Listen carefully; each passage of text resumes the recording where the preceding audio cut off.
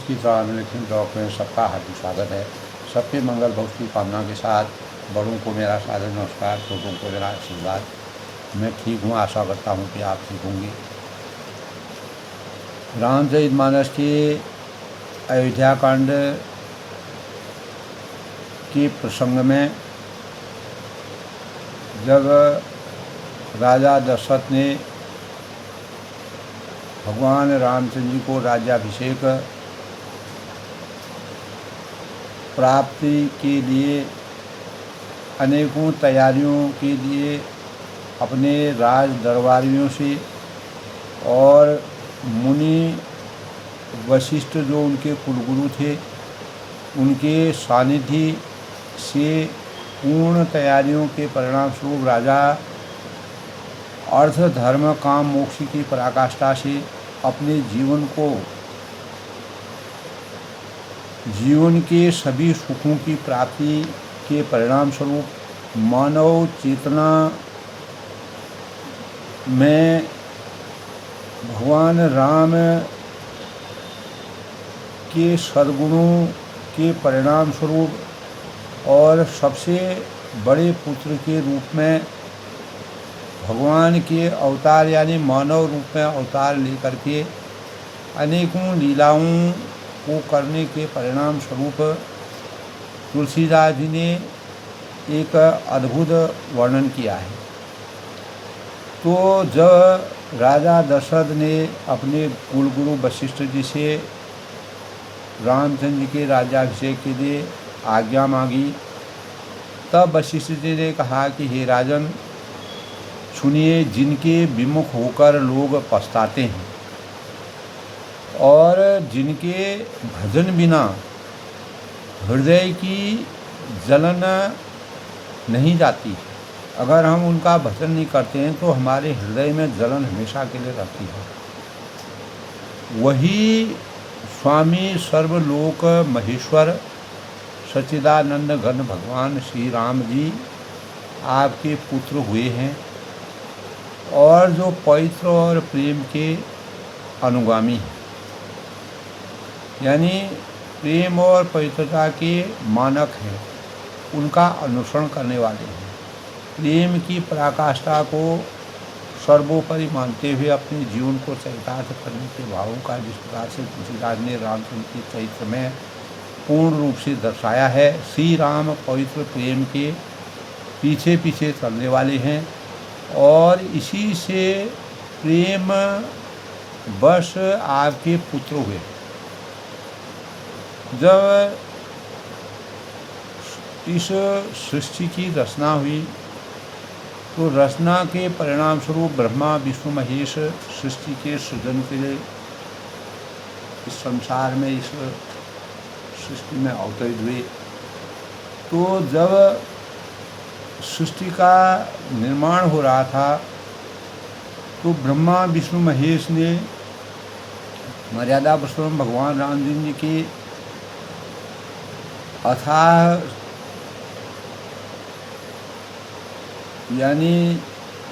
अथाह तपस्या के परिणाम स्वरूप उनके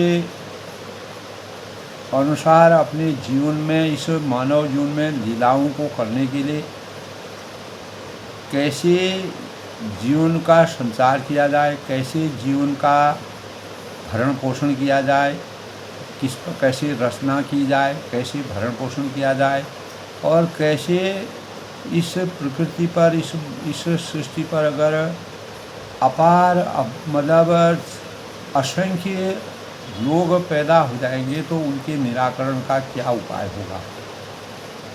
तो भगवान रामचंद्र जी की अनुकंपा, जो रात दिन उनके अनुग्रह में लगे रहते थे, तो वशिष्ठ जी ने उन्हीं भावों को भगवान रामचंद्र के स्वरूप में इस प्रकार का साकार भाव विद्यमान था। तो राम जी के पवित्र प्रेम के पीछे पीछे चलने वाले सभी लोग थे और इसी से तो प्रेम बस आपके यानी दशरथ जी से कहा कि आपके पुत्र के रूप में वह विराजमान हो। तब उन्होंने कहा कि बेग विलम्ब न करिय न कौ साजु सुपर समाज सुदिन सुमंगल सब तब ही अब राम होई दुबराज। यानी हे राजन, आज देर न कीजिए, किसी प्रकार का विलंब नहीं करना चाहिए, शीघ्र सब सामान सजाइए और शुभ दिन और शुभ मंगल सभी हैं। जब श्री राम जी तभी होंगे जब श्री रामचंद्र जी युवराज हो जाएंगे, अर्थात उनके अभिषेक के लिए सभी दिन शुभ और योग्य और मंगलकारी है। किसी प्रकार का कोई भी यानी भगवान राम के लिए सब दिन सुदिन है। तब सुनि स्नेह सानी बचना मुनि रघुबर ही प्रशंस राम कष्ण तुम कहूँ अस हंस वंश अब तंस। यानी श्री रामचंद्र जी के प्रेम में सने हुए वचनों को सुनकर मुनि वशिष्ठ जी ने भगवान राम और वशिष्ठ जी का संवाद होता है, जिसके परिणाम स्वरूप वशिष्ठ ने भगवान राम के मधुर वचनों को सुनकर कहा कि राम, भला आप ऐसा क्यों कहें, आप सूर्य वंश के भूषण के रूप में अवतरित हुए हैं, सूर्य वंश की मर्यादा आपके ऊपर निहित है। तो वास्तव में दोस्तों देखा, भगवान राम के विवाह के अनंतर के बाद अयोध्या लौटकर चारों भाई प्रेम पूर्वक रहने लगे और अपने आचरणों से सबको मोहित करने लगे। कुछ समय बाद भरत शत्रुघ्न अपने ननिहाल चले गए और पीछे से राजा दशरथ ने मुनि वशिष्ठ जी की आज्ञा और प्रजा के समय से श्री रामचंद्र जी के अति शीघ्र राज्याभिषेक का निश्चय किया और चारों ओर मंगल बधाइयाँ बजने लगीं और राज्याभिषेक की तैयारी की जाने लगी। और श्री रामचंद्र जी आकर श्री राम को यह हर्ष संवाद सुनाया। राज्याभिषेक की बात सुनकर कौन प्रसन्न नहीं होता है, परंतु श्री राम प्रसन्न नहीं हुए। वे यथा भाव कहते हैं कि कहो यह कैसी बात है, और हम एक साथ जन्मे हैं, एक साथ हमने खाना खाया है, एक साथ हमारा सोना हुआ है, एक साथ हमारा कर्णभेद हुआ है और हम जन्म से हमारा जनेऊ भी एक साथ हुआ है, विवाह भी एक साथ हुआ है, चारों भाइयों का विवाह भी एक साथ हुआ है। तो ऐसा होने पर फिर राज्य की कामना यानी राज्य के सुख भोग के लिए मुझे क्यों चुना गया। यानी अनेकों इस प्रकार से फिर यह राज्य ही मुझ अकेले को क्यों मिलना चाहिए। यह न्याय संगत नहीं है, तर्क संगत नहीं है। हमारे निर्मल कुल में रघुवंश की रीति मर्यादा के अनुसार यही एक प्रथा अनुचित है कि छोटे भाइयों को छोड़कर अकेले बड़े को राज्याभिषेक मिलता है, बड़े को माना जाता है। तो तब उन्होंने कहा कि जन्मे एक संग सब भाई, भोजन शयन खेल लड़काई, कर्ण वेद उपनीव विवाह। कर्ण वेद है, यज्ञोपवीत है, विवाह है, संग सब भरे उत्साह, सबका बड़े उत्साह के साथ एक साथ कार्यक्रम हुआ। विमल वंश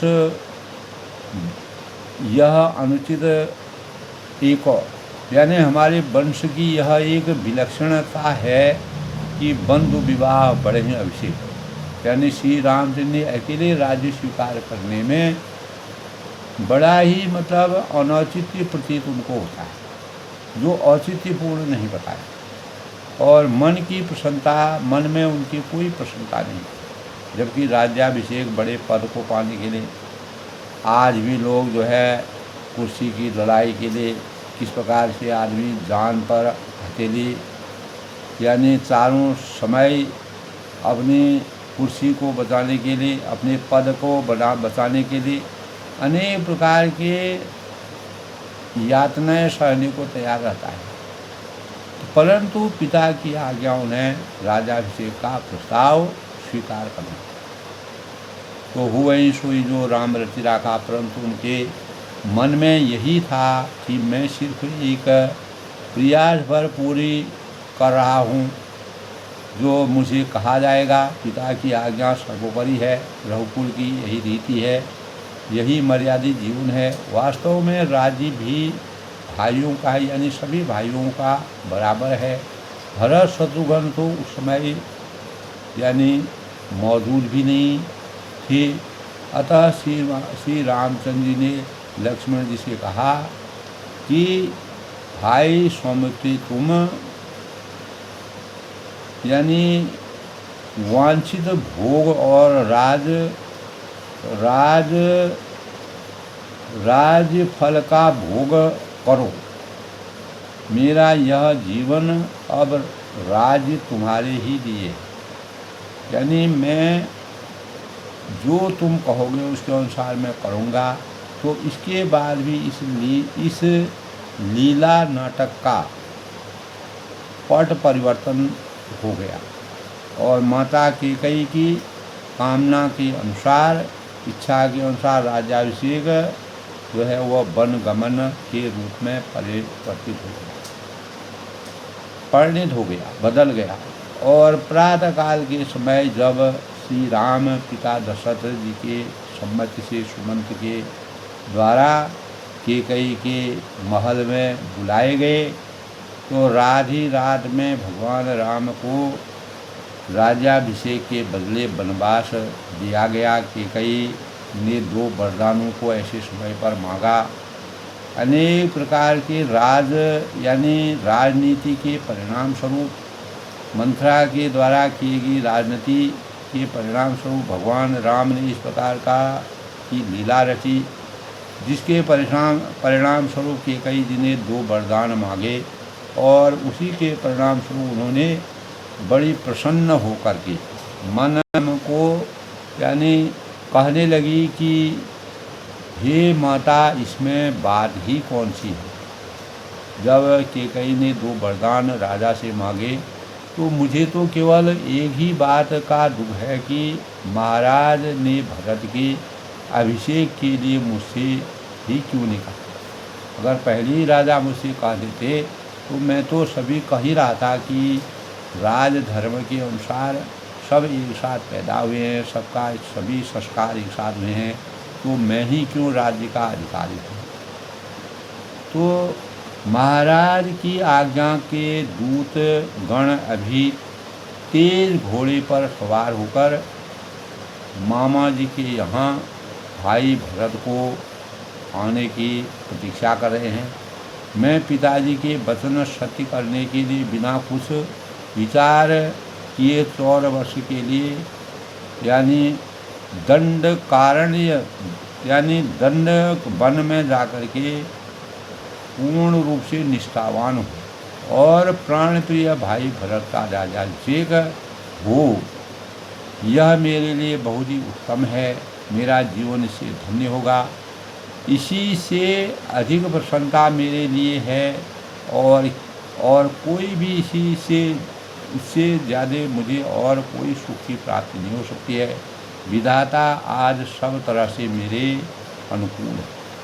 इसीलिए हुए सोई जो राम राखा को करी तरक बराबर। एक ओर जहाँ राजा भगवान राम के राज्याभिषेक की तैयारी कर रहे थे, दूसरी ओर कैकेयी के अंतःकरण में सरस्वती ने विराजमान किया करके उनके हृदय परिवर्तन करके रामचंद्र जी को उनकी मनोकामना के अनुसार 14 वर्ष का वनवास दिया और भरत को राज्याभिषेक दिया, जिसके परिणाम स्वरूप दूतों को भेज करके भरत जी के आगमन की तैयारी की। तो भरत प्राण प्रिय पावहि राजू, विधि सब विधि मोही सन्मुख आजू। जो न जाऊ बन ऐसहु काजा, प्रथम मनीय मोही मूल समान। तब रामचंद्र जी कहते हैं कि धन्य है यह त्याग। तो राम का अर्थ त्याग है, यानी आदि से अब तक कहीं भी राज्य दीक्षा का नाम नहीं। भाइयों के लिए सर्वथा सर्वत्र त्याग करने के लिए भगवान राम हर समय तत्पर रहते हैं, तैयार रहते हैं। इस प्रसंग से हमें यह शिक्षा ग्रहण करनी चाहिए दोस्तों कि छोटे भाइयों को छोड़कर राज्य, धन और सुख को अकेले कभी भी ग्रहण नहीं करना चाहिए, जो एक अभिशाप के समान होता है और वह अभिशाप जीवन भर के लिए एक दंड बन जाता है। और योग्यता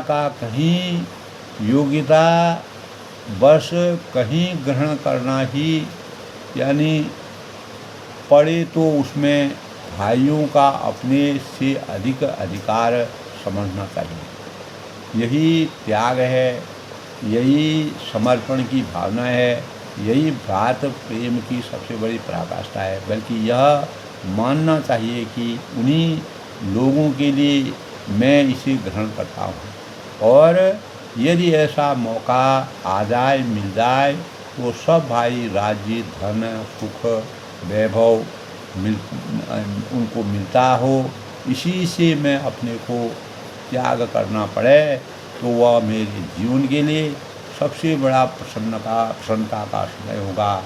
और इसके बाद श्री राम माता कौशल्या और पत्नी सीता जी को विदा मांगने के लिए गए।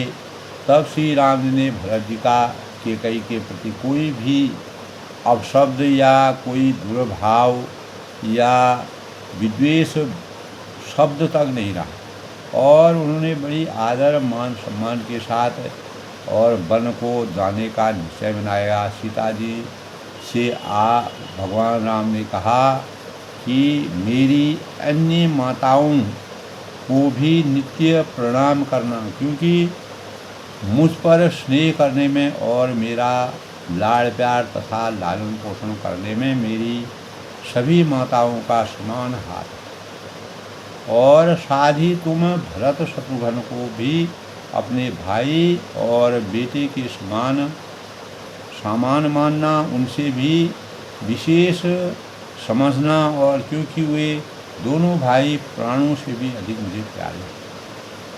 तो यहाँ विशेष आग्रह और प्रेम के कारण सीता जी को साथ चलने की अनुमति श्री राम जी को देनी पड़ी, क्योंकि तब लक्ष्मण जी ने भी साथ चलना चाहा। तो श्री राम ऐसे तो पुरुष, यानी ऐसे पुरुष थे ही नहीं जो अपने आराम के लिए लक्ष्मण से कहते या उन्हें उभारने के लिए ऐसे, यानी अय्याशी राज्य के में रहकर, या उन्होंने कहा कि वन में आप क्या करोगे, राम भी साथ, तब तुम भी साथ चलो। उन्होंने लक्ष्मण को घर पर रहने के लिए बहुत विधि से समझाया, बुझाया, अनेक युक्तियों से वह यह चेष्टा की कि किसी तरह लक्ष्मण अयोध्या में रहें, जिससे राज्य परिवार की वह देखभाल करें और राज परिवार को देखें, संभालें और भरत जी का साथ दें। और लक्ष्मण को उनके कहे बातों को अच्छी नहीं लगी, परंतु जब लक्ष्मण जी ने बहुत ही आग्रह का किसी तरह नहीं माना, तब उसको सुख पहुंचाने के लिए श्री राम जी ने साथ में जाना स्वीकार कर लिया। उनकी मजबूरी थी, क्योंकि श्री राम छोटे भाई लक्ष्मण और सीता सहित वन को चले गए, और उनमें लक्ष्मण ही श्री रामचंद्र जी की हर तरह सेवा करते थे। राम की परछाया, भगवान राम की परछाया के रूप में लक्ष्मण हर्ष में विराजमान रहते थे। श्री राम भी यही कहते थे और करते हैं जो यानी लक्ष्मण चाहते थे। इससे सीता जी और भाई लक्ष्मण सुख की अनुभूति करने लगे। तो सी लखन ते ही विधि सुख लाई, सो रघुनाथ करहीं सोई करहीं। जोग वहीं प्रभु सिय लखन ही कैसे पलक बिलोचन हो गोलक जैसे। यानी इससे यह सीखना चाहिए कि अपनी सेना, अपनी सेवा करने से, यानी स्त्री है, भाई है और पत्नी को जैसे सुख पहुँचे वैसे ही कार्य करने चाहिए। यही हमारा मर्यादित जीवन है तथा उनकी वैसे ही इच्छा रक्षा करनी चाहिए जैसे पलकें आँखों की करती हैं। तो भरत जी के इस प्रकार के ससैन्य वन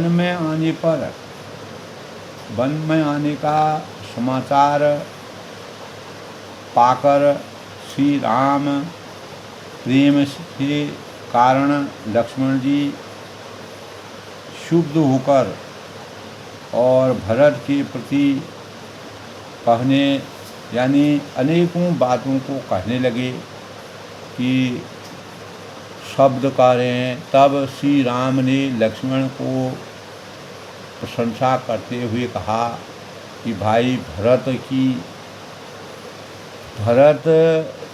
को मारने की बात तुम कैसे कर सकते हो? तुम्हें अपने बांधवों के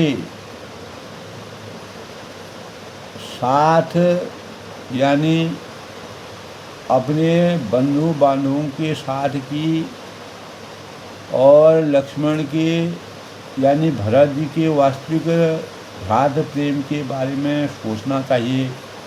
तो विषयुक्त वचन नहीं कहने चाहिए, धर्म। तब भगवान राम ने लक्ष्मण को क्रोध इसलिए आया कि भरत को राजगद्दी मिलने पर तब भगवान राम ने उनको समझाया बुझाया।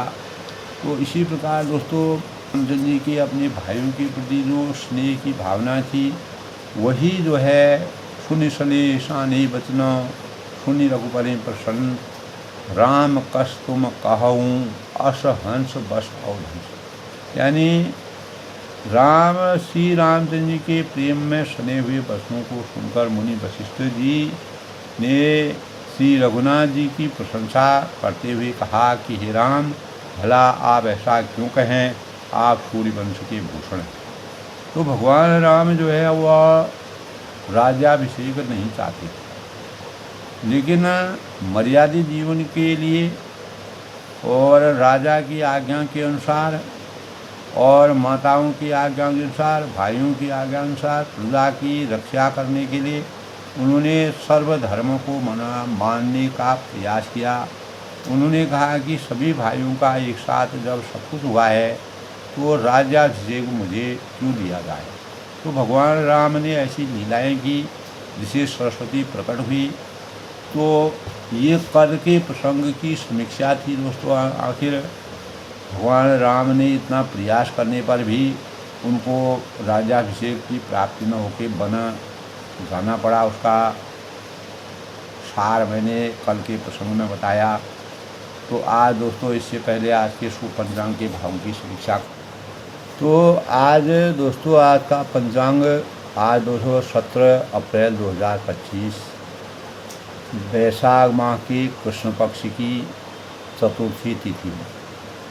चतुर्थी तिथि आज दोस्तों 3:23 तक सायं, उसके उपरांत पंचमी तिथि का शुभारंभ हो जाएगा। और आज दोस्तों ज्येष्ठा नक्षत्र, सूर्य जो है मेष राशि में प्रवेश करेंगे। बरियान योग 12:50 तक, उसके बाद परिघी है। परिघी योग का संयोग है। कर्ण बालव 3:23 तक, बाद में कौलव 4:19 तक, फिर तैतिल। तो आज का दिन दोस्तों शुभ फलदायक माना गया है और आज गुरुवार का दिन है और विक्रम संवत 2082 है, शक संवत 1947 और सिद्धार्थी नाम संवत्सर है। सूर्य उत्तरायण में, चंद्रमा वृश्चिक राशि में प्रवेश करेंगे और आज दोस्तों ग्रीष्म ऋतु चल रही है। आज के शुभ मुहूर्त की बातें करें तो आज का अभिजीत मुहूर्त 12:01 से 12:51 तक हम किसी भी शुभ कार्य को शुरू कर सकते हैं। और आज दोस्तों अमृतकाल 10:38 से 12:23 तक। ब्रह्म मुहूर्त आज दोस्तों 4:31 से 5:19 तक। राहु काल, जिसके दौरान किसी भी शुभ कार्य को करना वर्जित माना गया है, 1:58 से 3:34 तक अपराह्न। अनुराधा नक्षत्र 5:55 तक है और सूर्योदय आज 5:54 तक सूर्य उदय होंगे और सूर्य अस्त जो है 6:48 तक। तो गुरुवार का आज दिन है। गुरु ब्रह्मा गुरु विष्णु गुरुदेव महेश्वर, गुरु साक्षात ब्रह्म तस्मै श्री गुरु। गुरु गोविंद दोनों खड़े काके लागू पाएँ, बलिहारी गुरु आपने गोविंद जी को बताया। और गुरु के संबंध में बृहस्पति देव सरस्वती माता का आशीर्वाद बनता है। सरस्वती भंडार जी, यही अपूर्व बात। ज्यों ज्यों खर्चे त्यों बड़े, बिन खर्चे घट जाए। तो गुरु से हमको, बृहस्पति से हमको विद्या प्राप्त होती है। तो गुरुवार का दिन दोस्तों हिंदू धर्म के अनुसार भगवान विष्णु और बृहस्पति देव को समर्पित यह दिन है और गुरुवार का दिन सफलता के लिए शुभ कार्य माना जाता है। इस दिन शुभ कार्य और सकारात्मक बदलाव जीवन में इस दिन आते हैं। भगवान विष्णु और बृहस्पति देव का दिन है। शुभ कार्य, विवाह, गृह प्रवेश, नए व्यवसाय की शुरुआत को करना आज के दिन अच्छा माना गया है। और भगवान विष्णु और बृहस्पति देव की पीले पुष्पों से, पीले वस्त्रों से, पीली मिठाइयाँ, पीले फलों से भगवान विष्णु को भोग लगाना चाहिए। विधि विधान के साथ उपासना, पूजा स्तुति करके भगवान विष्णु का आशीर्वाद प्राप्त होता है, जिससे सकारात्मक ऊर्जा की प्राप्ति होती है। और गुरुवार के विधि विधान के साथ पूजा करने से हमारे जीवन में अनेक प्रकार के लाभ मिलता है। और मानस व्रत, इस दिन का व्रत जो है मान सम्मान को बढ़ाता है और घर में अनेक प्रकार से शांति का आवास होता है। सुख शांति का और आविर्भाव होता है। आर्थिक लाभ होता है। आर्थिक यानी समस्याओं, अगर कोई हमारे जीवन में धन से संबंधित हैं और आर्थिक लाभ हमको पहुंचता है।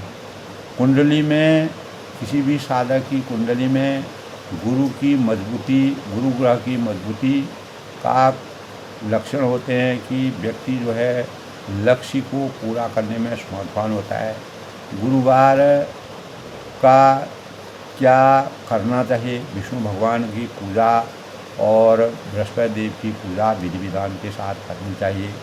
और घर में स्वच्छता इस दिन खास तौर से दोस्तों, यानी ये सहिष्णुता और भगवान यानी विष्णु सहस्त्र नाम का पाठ व्रत रखना चाहिए। और अनेक प्रकार से दान पुण्य करने से सकारात्मक सुख की प्राप्ति होती है।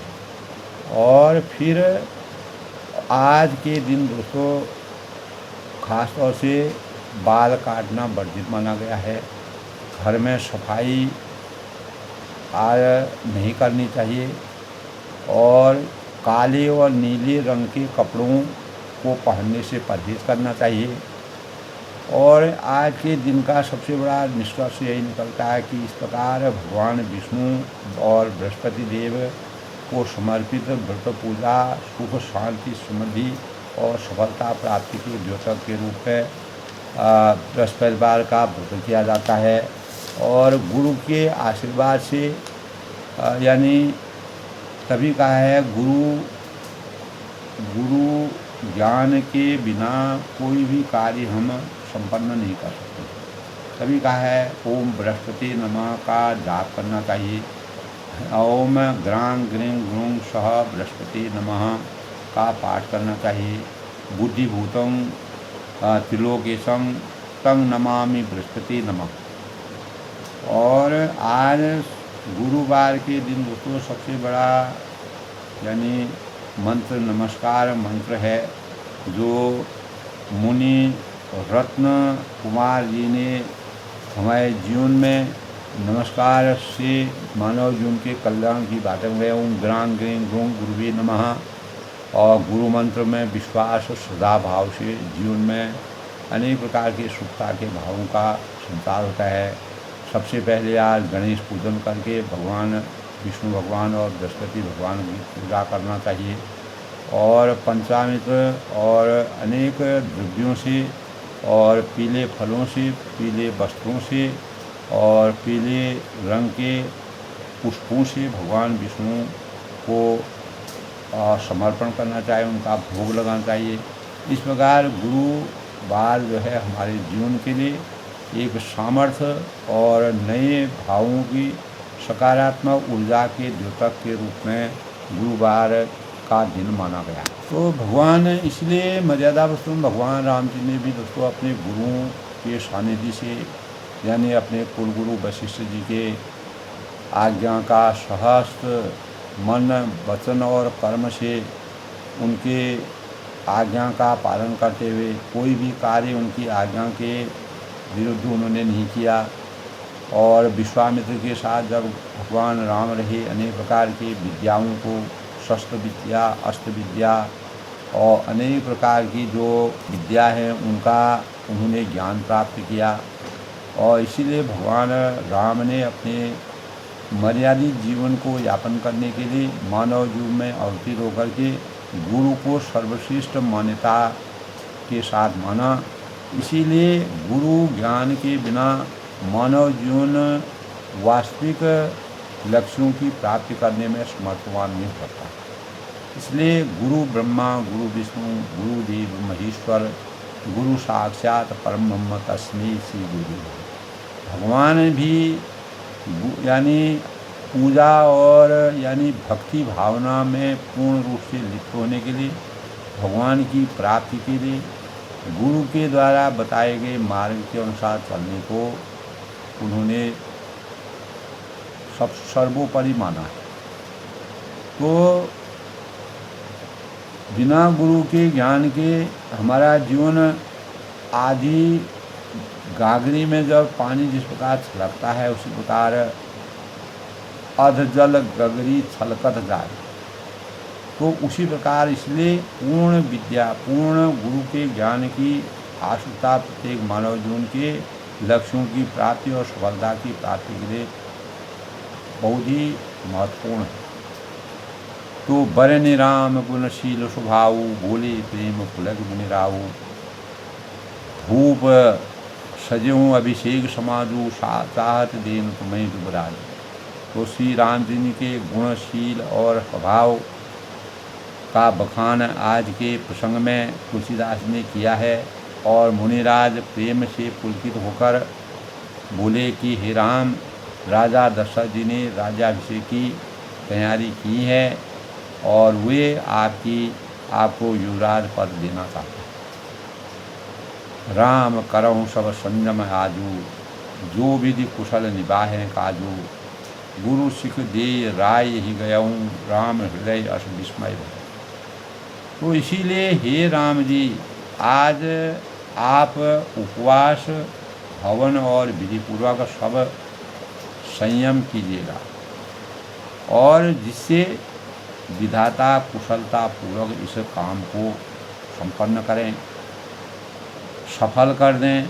और गुरु जी ने गुरु सिख दिए राम पही गयऊँ, गुरु जी की शिक्षा पाकर राजा दशरथ जी के पास चले गए और राम हृदय अस विस्मय व्यऊँ। मर्यादा पुरुषोत्तम भगवान रामचंद्र जो त्याग के प्रतीक थे, श्री राम जी के हृदय में यह सुनकर इस बात पर खेद हुआ। तो वही बात दोस्तों मैंने आज शुरुआत में अपनी बातों में कहा, जन्मे एक संग सब भाई।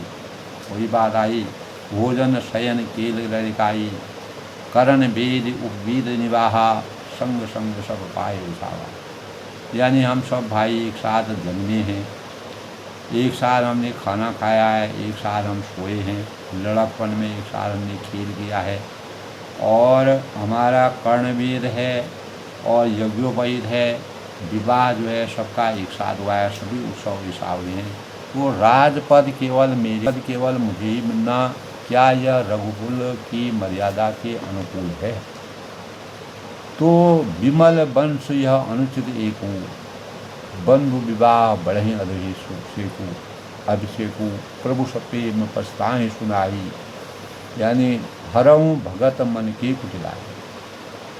पर इस निर्मल वंश में, रघुकुल का निर्मल वंश में एक अनुचित बात हो रही है, और यह सब भाइयों को छोड़कर राज्याभिषेक एक बड़े का ही मेरा ही होता है।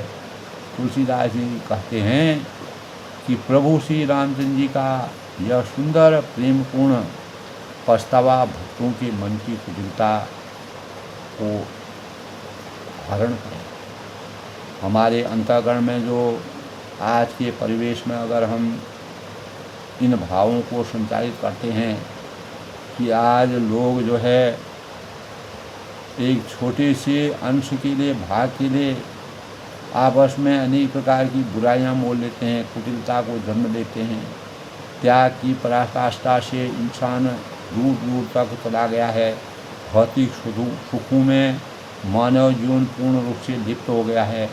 तो इस भौतिक जीवन में लिप्तता के परिणाम स्वरूप अनेक प्रकार की दुराग्रह हो रहे हैं, अत्याचार हो रहे हैं, और अहंकार हो रहा है, मद हो रहा है, लोभ हो रहा है, क्षोभ हो रहा है, परिवारों में अनेक प्रकार से विघटन हो रहा है।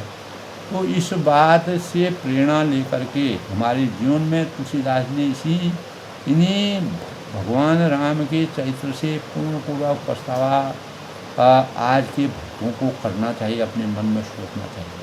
भ्रातृत्व प्रेम की पराकाष्ठा, भाई के हरेक अंश में बराबर सबका भाग होता है। इन भावनाओं को रामचरितमानस में तुलसीदास ने हमेशा के लिए मानव चेतना को जगाने का प्रयास किया है। तेई अवसर आई लखनऊ, मगन प्रेम आनंद, सन्माने प्रिय वचन कहीं, रघुकुल के रघुकुल। उसी समय प्रेम, जब यह बातें चल रही थी तो आनंद में मग्न होकर लक्ष्मण जी आए और रघुकुल रूपी कुमुद के यानी खिलाने वाली जो चंद्रमा है, यानी श्री रामचंद्र जी के प्रिय वचन कहकर उनका सम्मान किया, आदर किया, क्योंकि उनसे बड़े हैं। बाज नहीं बाज ने विविध विधाना, पुर प्रमोद नहीं जाय बखाना, भरत आगमन सकल मनावहीं, आवहीं बेग नयन फल पावहीं। तो बहुत प्रकार से, अनेकों प्रकार से बाजे बज रहे हैं, मधुर धुन हो रही है, और यानी नगर में अतिशय आनंद की अनुभूति वर्णन तुलसीदास जी का इस प्रकार का अभूतपूर्व वर्णन हो रहा है। सब लोग भरत जी का आगमन मना रहे हैं, क्योंकि भरत जी अपने ननिहाल से आ रहे हैं और कह रहे हैं कि वे शीघ्र आएँ और राज्याभिषेक का उत्सव देखकर नेत्रों का शुभ फल की प्राप्ति करें। हाट बाट घर गली अढ़ाई, यानी बाजार है, रास्ते हैं, घर हैं, गली है, सब चबूतरे हैं, चारों ओर जहाँ तहाँ पुरुष और स्त्रियाँ आपस में यही कहती हैं कि क्या कहती हैं, काल लगन भली के तिल बारा, कल यह शुभ लग्न मुहूर्त। कितने समय है जब विधाता हमारी अभिलाषा पूर्ण करेंगे, पूज ही विधि अभिलाष हमारा। जब हमको रामचंद्र जी राज्याभिषेक के रूप में उनके साकार दर्शन को हम करेंगे। कनक सिंहासन सी समेता बैठे राम हुई चित चित चेता, तब सीता जी सहित श्री रामचंद्र जी के सुवर्ण सिंहासन पर विराजे और हमारा यानी मन चीता होगा। इतना हम पूर्ण निष्ठा के साथ मन कामना पूर्ण हमारी होगी, मनोवांछित फलों की प्राप्ति होगी। जो हमने सोचा है उससे हमारा जीवन धन्य होगा। और सकल करें सब सो वहीं काली, इधर सो सब यह कह रहे हैं कि कल कब होगा। सबके अंतर्गण में उत्कंठा है। विघ्न मना वहीं देख कुचाली, और कब होगा उधर कुचक्र की देवता विघ्न मना रहे हैं। जहाँ दोस्तों अच्छाई होती है वहाँ पर बुराइयाँ भी होती हैं, और अच्छाई के साथ बुराई को सृष्टि ने जन्म दिया है। इसीलिए इस सृष्टि का संचरण अच्छाई और बुराई के दोनों के मिश्रण के स्वरूप में ब्रह्मा ने किया है, जिससे हमें अनेक प्रकार की प्रेरणा मिलती है। और उससे हम एक अपने जीवन में एक प्रकार के यानी उससे हमको सबक मिलता है कि हमें अपने जीवन में कभी कभी अनुकूल भी प्रतिकूल हो जाता है, प्रतिकूल भी अनुकूल हो जाता है। तो तिनहि सुहाइन अवध बधावा, तो रही चंदन रात न भावा। अब क्या होता है, कुचक्र हो रहा है, एक तरफ राज्याभिषेक की तैयारी होती है, दूसरी तरफ सरस्वती माँ और यानी नाराज हो गई हैं। और अनेक प्रकार से बुरा भाव राजनीति में जिस प्रकार से बुरा भाव आते हैं राज सिंहासन के लिए, तो तिनहि सुहाइन अवध बखाना, ऐसे जो कुचक्र करने वाले हैं, अनेक ऐसे देवता हैं अवध के, बधावे नहीं सुनना चाहते हैं, उनको अच्छे नहीं लग रहे हैं। जैसे चोर को चांदनी रात अच्छी नहीं लगती है, क्योंकि अंधेरे में वह चोरी करने में सक्षम हो जाता है। उसी प्रकार यानी अयोध्या में भगवान राम को राज्य के राज्याभिषेक के रूप में अवतरित होना, और अयोध्या की सौहार्दमय वातावरण को में विघ्न बाधा डालने के लिए कुचक्र होता है। सरस्वती जी को बुलाकर अनेकों देवताओं विनय करते हैं, अनुरोध करते हैं, और बार बार पाई ले पर ही बार उनके पैरों को पकड़कर और उन पर गिर पड़ते हैं, क्योंकि कुचक्र कर रहे हैं। भगवान राम का जब राज्याभिषेक होता है तो विपत्ति हमारे बिलोक बड़ी मात करी हुई, आज राम जाय बन राज तदी होई सकल सुरकार। जहाँ एक और भगवान राम का राज्याभिषेक की तैयारी हो रही थी, और राजा दशरथ जी और वशिष्ठ जी ने पूर्ण मनोकामनाओं मनोवांछित फलों की प्राप्ति के लिए रामचंद्र जी को सहर्ष राज सिंहासन पर बैठाने की तैयारी की। वहाँ कुचक्र हो गया। भगवान राम ने पहले ही इस प्रकार की रचना रची, इस प्रकार का लीलाएं रची, जिसके परिणाम स्वरूप वह राज सुख को नहीं चाहते थे। उनको वनवास ही अच्छा और वनवास ही चाहिए था, क्योंकि अनेक प्रकार के जो देवी देवता हैं, अनेक प्रकार के राक्षस से उनका अंत करना उन्हीं के हाथों से सर्वोपरि था। तो इसीलिए विपत्ति हमारी बिलोक बड़ी। वे कहते हैं कि हे माता, हमारी बड़ी विपत्ति को देखकर आज वही कीजिएगा जिससे श्री रामचंद्र जी राज्य त्याग कर वन को चला। तो सरस्वती मैया ब्रह्मदेव जो है सरस्वती को मनाते हैं, अनेकों इंद्रलोक इंद्रदेव अनेकों देवता लोग मनाते हैं कि अगर जब तक भगवान राम वन में अगर नहीं जाएंगे तो राक्षसों का अंत नहीं होगा। तो राज्याभिषेक अगर भगवान राम का हो गया तो यह संसार या धरती में अत्याचार बढ़ता जाएगा और यह धरती जो है राक्षसों से अभिभूत हो जाएगी और देवताओं में सब कार्य सिद्ध होने में समर्थवान नहीं होंगे। तब वह सरस्वती की वंदना करते हैं कि हे सरस्वती जाकर के इस कार्य में कहीं न कहीं अड़चन डालें। सुनि सूर्य विनय ठाड़ी पछताई भयो सरोज विभिन्न में हंकारी देख देव पुण्य करे निहारी मात कोई की कोई हो। तो देवताओं की विनती सुनकर सरस्वती खड़ी खड़ी पछता रही हैं, किंग कर्तव्य विमूढ़ हो रही हैं। मैं कमल बन के लिए हेमंत ऋतु की रात हुई हूँ।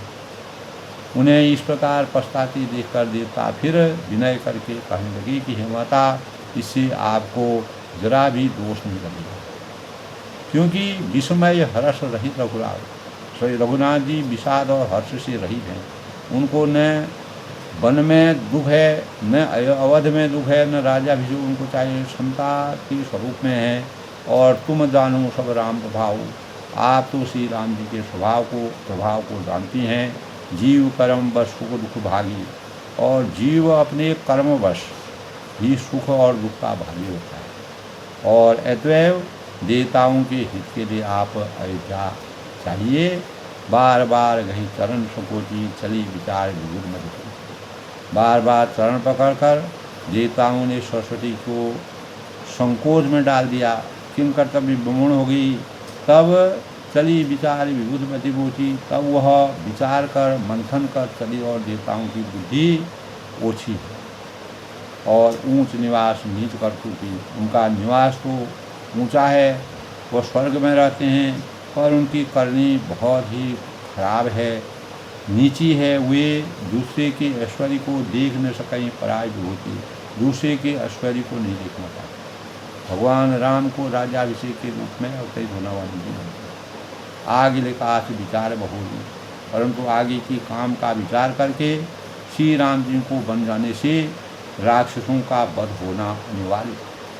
इसीलिए अगर भगवान को अगर 14 साल का वनवास नहीं होता तो राक्षस जो है अभी भी इस संसार में विद्यमान होते, जिससे धरती को टिकना मुश्किल हो जाता, अन्याय बढ़ जाता। और हर्ष हृदय दशरथपुर आई, करहीं ताय कुशल कवि मोरी। तब जिसने सारा जगत सुखी भगवान राम अगर वनवास भगवान राम का होगा तो चारों ओर यह सारा संसार पूरा सृष्टि जो है सुख का अनुभव करेगी। और चतुर जो कवि हैं तुलसीदास ने इस प्रकार का वर्णन किया है श्री राम जी के, यानी वनवास के चरित्रों का वर्णन करने के लिए मेरी चाह कामना करेंगे। और हर्षि हृदय दशरथपुर आई, जनु यह दशा दूसर दुखाई। ऐसा विचार कर, ऐसा मंथन कर, ऐसा सोच कर सरस्वती हृदय में हर्षित होकर दशरथ जी के पुरी अयोध्या में आती हैं। और ऐसा लगता है कि मानो दूसरा दुख देने वाली कोई महादशा आ गई। तो कभी कभी दोस्तों खराब चीज़ भी अच्छी होती है, भले वह निजी सुख के लिए नहीं होती है, निजी मानव कल्याण के लिए सुखकारी होती है। भगवान राम का वनगमन बहुत ही अनिवार्य था। उस समय परिस्थिति देश काल परिस्थिति के अनुसार उनका 14 साल का वनवास के दौरान उन्होंने जिस प्रकार के इस सृष्टि की रचना को हमेशा के लिए सुसज्जित रखने का प्रयास किया, अनेकों प्रकार की लीलाएँ की, उसके परिणाम स्वरूप रामचरितमानस में तुलसीदास जी ने ऐसा चरित्र चित्रण किया है। नाम मंथरा मंदमती चेरी के कई घेरी, अजर पटारी ताही करी गई गिरा मती। तब जो है माँ सरस्वती ने मंथरा नाम की जो केकई की एक मंदबुद्धि यानी जो दासी थी, सेवका थी, उसे अपयश की पिटारा बनाकर सरस्वती उसकी बुद्धि को फेर कर चली। यानी उसी ने जो है केकई के अंतःकरणों को बदल करके भगवान राम को 14 साल का वनवास और भरत को राज्याभिषेक प्रदान किया। यही राजनीति है दोस्तों। राजनीति में रात में कुछ और होता है और सुबह होते होते कुछ और होता है। तो इसीलिए कहा है हो ईश्वरी जो राम रघुरा का को कभी बदलाव। तो आज की एक प्रेरणादायक रामचरितमानस की तो भगवान राम त्याग के पूरक हैं। उनको सभी देवी देवता यह भी जानते हैं कि भगवान को वन जाने में अपार सुख है, लेकिन राज्याभिषेक प्राप्त करने में उनको कोई सुख नहीं है।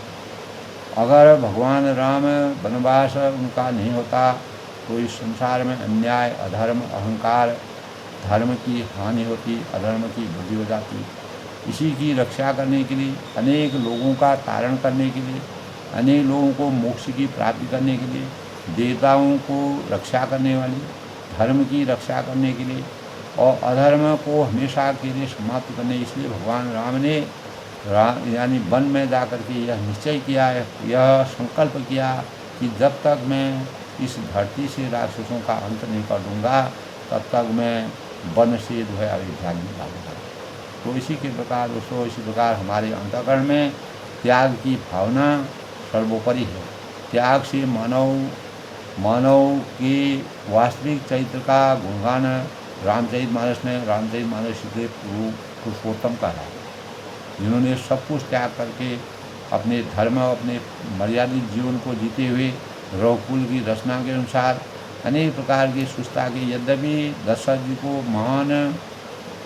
महान दुख हुआ, लेकिन पिता की आज्ञा का पालन करना उनके लिए सर्वोपरि था और राजा की आज्ञा पाकर के वो बन जाते हैं। आज के प्रसंग में सरस्वती जी ने दासी के हृदय परिवर्तन करके अब वह कैकेयी जी के हृदय को किस प्रकार से हृदय परिवर्तन करती हैं, उसका कल के प्रसंग में आएगा। तो सबके मंगल हो उसकी कामना के साथ दोस्तों इसी प्रकार रामचरितमानस का अनुसरण करते रहें।